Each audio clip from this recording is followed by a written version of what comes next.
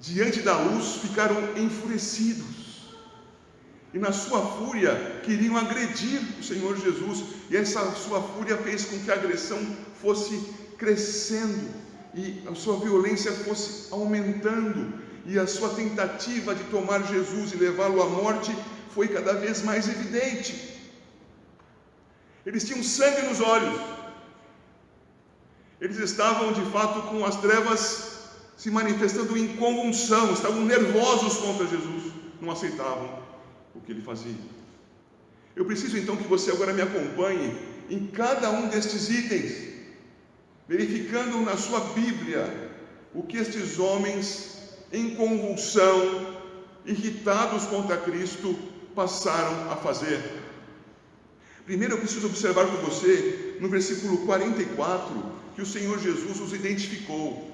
Por que eles se comportavam assim após a luz do Senhor chegar sobre eles? Porque, verso 44, capítulo 8, 44, disse Jesus: vós sois do diabo, que é o vosso pai, e quereis satisfazer-lhe os desejos. Eles então, diante de uma confrontação tamanha, não podiam se calar. E uma vez assim expostos, eles começaram a ouvir as argumentações de Jesus. E algumas das suas argumentações fizeram com que eles se calassem, com que eles se admirassem com a qualidade daquilo que Cristo dizia. E o nosso texto vai trazer aqui, você pode ver no capítulo 8, o versículo 30. Ditas estas coisas, muitos creram nele. E nós, cristãos piedosos, lemos estes muitos creram nele e pensamos: pronto, chegou a salvação aqui, creram. Mas talvez alguns de vocês tenham estado conosco quando estudamos lá atrás, no início do Evangelho de João, que o Senhor Jesus, vendo que muitos criam nele, não se dava a eles, não se confiava a eles, porque o Senhor conhecia o que era a natureza humana. E naquela oportunidade eu fiz uma comparação com a igreja, dizendo que aquele era o tipo de fé dos fogos de artifício. Quando se vê aqueles fogos de artifício estourando, a gente fica feliz, fala: nossa, que coisa mais linda! E quando acabaram os fogos, você vai embora e ou você critica ou você elogia por 5 minutos e acabou. Era esse tipo de fé que essas pessoas tinham aqui. Era uma fé, guardem isso, uma fé em Jesus como um bom argumentador. Não era a fé no Cristo Redentor. E por que eu lhes digo isso? Por favor, volte os seus olhos para a sua Bíblia. Porque estes do versículo 30, muitos creram nele, são depois interpelados por Jesus. Veja o 31. Disse, pois, Jesus aos judeus que haviam crido nele. E começa então o Senhor Jesus a falar com estes homens. Veja que no 33 eles respondem: nós somos descendência de Abraão, e contrariam Jesus. No 39, então eles responderam: nosso pai é Abraão. E veja o 41, disseram eles: nós não somos bastardos, temos um pai que é Deus. E assim vai acontecendo ao longo do texto. Estes homens, na verdade, não criam no Redentor. Eles se deixaram entorpecer, digamos assim, pela grandeza do argumento. Cederam ao argumento, mas não creram em Cristo. Temporariamente calaram-se. A partir da letra C da sua projeção, nós vamos começar a ver o comportamento destes homens na sua autodefesa e depois na agressão. Veja, por favor, no capítulo 8, o verso 39, a parte A.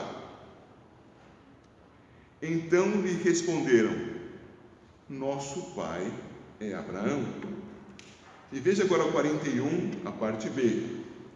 Disseram-lhe eles: nós não somos bastardos, temos um pai que é Deus. O que eles estão fazendo?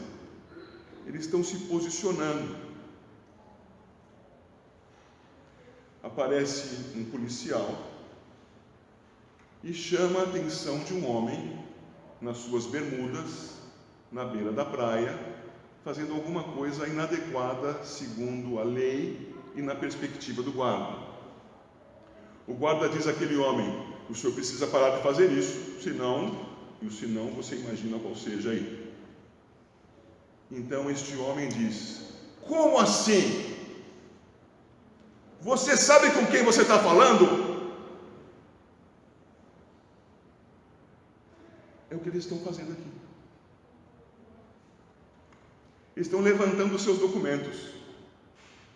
Estão dizendo: Jesus, você está dizendo certas coisas duras para nós aí, mas você sabe com quem você está falando?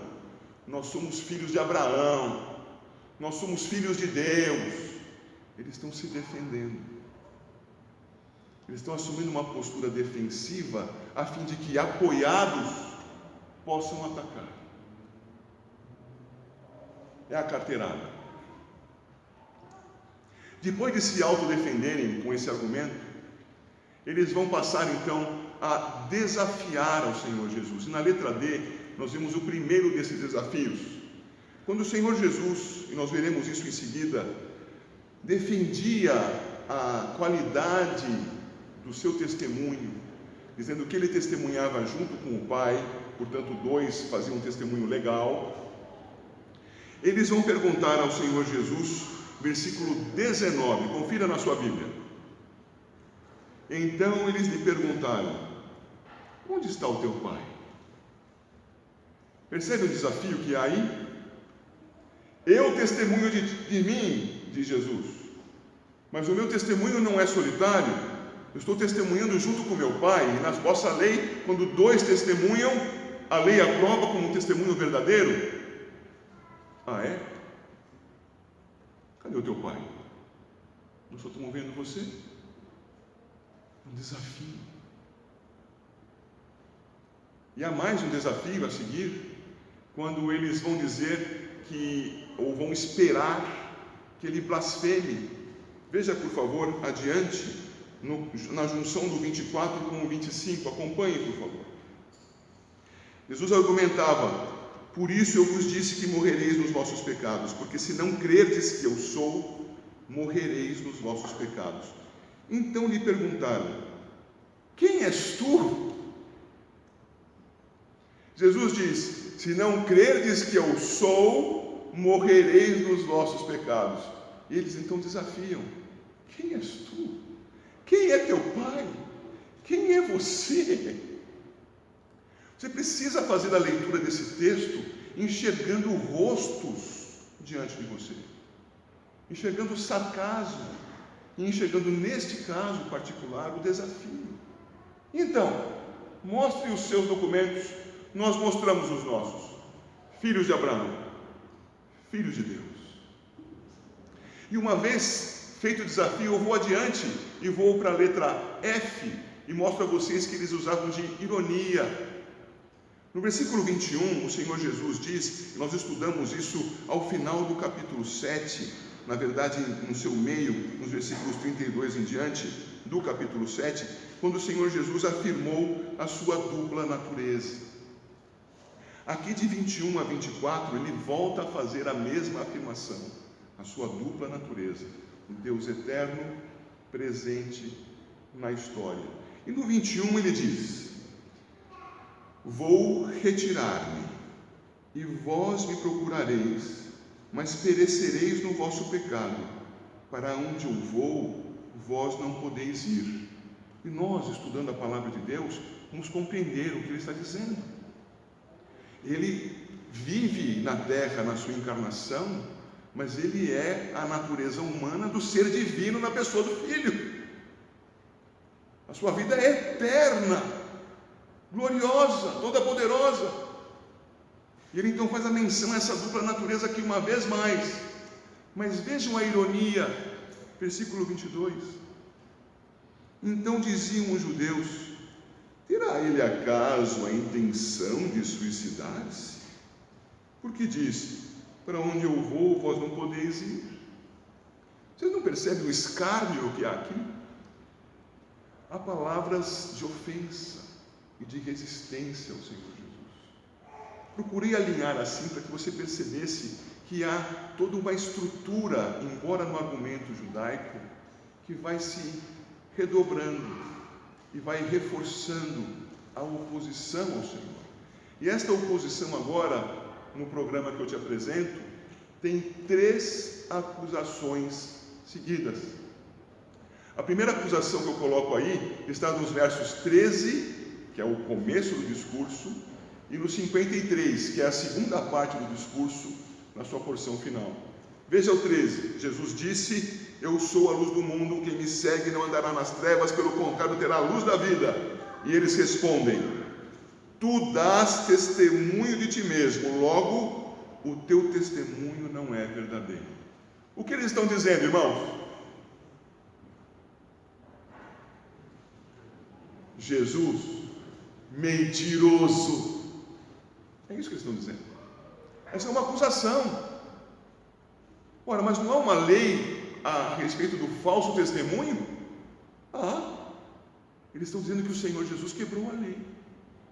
Simples assim, é uma acusação direta. Eles não ficaram só nessa. No versículo 53, eles também vão mencionar: és maior que Abraão, o nosso pai, que morreu? Também os profetas morreram. Quem, pois, te fazes fazer? Há aqui ironia e há aqui a afirmação da mentira, porque Jesus havia dito pouco antes: se alguém guardar a minha palavra, não provará a morte eternamente. Mentiroso! Abraão morreu, os profetas morreram. Percebem? Não compreendem o argumento e o acusam. Há uma segunda acusação agora quanto à sua ignorância. Veja lá no versículo 33. Jesus disse que quem permanecesse nele seria liberto. Eles respondem no 33: somos descendência de Abraão e jamais fomos escravos de alguém. Como dizes tu, sereis livres? Veja, eles estão dizendo que Jesus é ignorante. Agora, se você parar um pouquinho para lembrar, os judeus, aliás, os israelitas, descendentes de Abraão, foram escravos alguma vez? E muitas, não é? Uma muito marcada aos egípcios, mas muitas outras na história. Havia uma outra recente, não só quanto aos medos e os persas, mas quanto aos sírios. Escravos, sob o poder. E agora eles estavam sob o domínio de quem mesmo? Os romanos. Mas como não enxergavam? Não. O que importa para quem quer se defender dos seus erros não é a verdade. Ele quer se amparar em algo. Então ele faz algo que hoje em dia tem sido muito comum dizer-se por aí. Você já escutou provavelmente: acuse-os do que você faz. Eu não vou associar isso a ninguém, tá bem? Mas isso geralmente é feito por quem está fazendo alguma coisa ofensiva à sociedade e a Deus. Essas pessoas eram mentirosas e acusavam Jesus de mentira e de ignorância. Mais uma acusação você vê ali na letra I. Por favor, veja os versículos 48 e 52. Olha o 48. Responderam, pois, os judeus e lhe disseram: porventura não temos razão em dizer que és samaritano e tens demônio? Não reduza essa acusação. Quem eram os samaritanos? Os samaritanos eram o resultado da mestiçagem de um remanescente ínfimo de israelitas do Reino do Norte, misturados a outros povos após a invasão dos assírios no finalzinho do século VIII, no início do século VII a.C. Resultaram os samaritanos, uma raça para os judeus impura, decaída, mestiça, e que ainda por cima cultuava de uma maneira inaceitável para os judeus. Chamar Jesus de samaritano não era pouca coisa, não. Mas há mais. Se samaritano fosse pouco, e não é, há mais. Endemoniado. Tão distante de Deus, tão distante da verdade, tão amigo das trevas, que estava cheio do inimigo, endemoniado. Uma acusação terrível, em especial para um rabi, para um mestre das Escrituras e que ensinava no templo. É a acusação que vai buscar terminar, acabar com a reputação daquele contra o qual ela é apresentada. Samaritano, endemoniado, ou como eu coloquei ali, mestiço endemoniado. Uma agressão após a outra, e essas agressões vão tomando força, e aquilo que era uma raiva muito forte vai crescendo e se transforma no desejo de matar. Se você voltar, por favor, peço que você faça isso ao capítulo 5, e olhar os versículos 16 a 18, por favor, faça isso. Veja ali, Jesus havia curado um paralítico à beira do poço de Betesda, e os judeus perseguiam Jesus, os 16, porque fazia estas coisas no sábado. Mas ele, Jesus, lhes disse: meu Pai trabalha até agora, eu trabalho também. Ora, se meu Pai trabalha até agora, Ele trabalha mantendo este mundo, trabalha curando este mundo, e eu trabalho também, fazendo o quê? Curando paralíticos, e eu faço como meu Pai, logo eu sou da mesma essência dele, eu sou Deus, está dizendo Jesus aqui. E aqueles homens entenderam isso, vejam 18. Por isso, pois, os judeus ainda mais procuravam matá-lo, porque não somente violava o sábado, mas também dizia que Deus era o seu próprio Pai. Olha o final do verso: fazendo-se igual a Deus. Por favor, capítulo 8, versos 58 e 59. Jesus lhes diz, 58, em verdade vos digo, antes que Abraão existisse, eu sou. Alguém pode ler esse texto, por exemplo, um ariano, uma testemunha de Jeová, e pode dizer: não, está traduzido errado. Não é eu sou no sentido divino, é algum outro sentido, ele é algo importante, apenas isso. Se fosse isso, não haveria essa reação do 59. Se fosse isso, a discussão teria continuado, porque eles estão em discussão. Se fosse isso, eles não pegariam em pedra, 59, para atirarem nele. Eles identificaram que Jesus se apresentava como divino entre os homens e, portanto, queriam matá-lo. Os espíritas vão dizer que Jesus nunca afirmou ser Deus, nunca afirmou ser o Messias, e vão fazer isso lendo os evangelhos. Eu acho que eles leem os evangelhos com seus olhos furados. Não enxergam a realidade da palavra. Jesus Cristo afirmou ser quem nós cremos que Ele seja: Deus encarnado, o Messias. Muito mais que um mestre, o Messias, que ensinava. Nós vimos então nessa lista de coisas, irmãos, o que desse texto brota para nós: um comportamento agressivo dos judeus contra o Senhor Jesus.